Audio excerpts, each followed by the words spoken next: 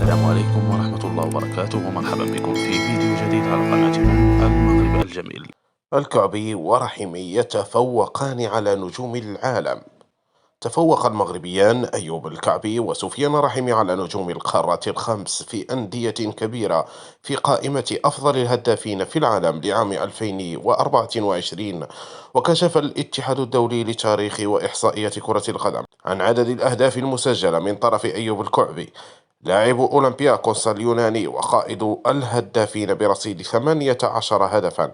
ويحتل سفيان رحمي هداف العين الإماراتي وصافة القائمة بمجموع 17 هدف على بعد هدف واحد من مواطنه. ويبتعد الكعبي عن هاري كين لاعب بايرن ميونخ ب3 أهداف، فيما جاء أكرم عفيف رابعا بمجموع 14 هدف، بينما حل أيمن حسين خامسا برصيد 13 هدف إلى جانب سالمون روندون.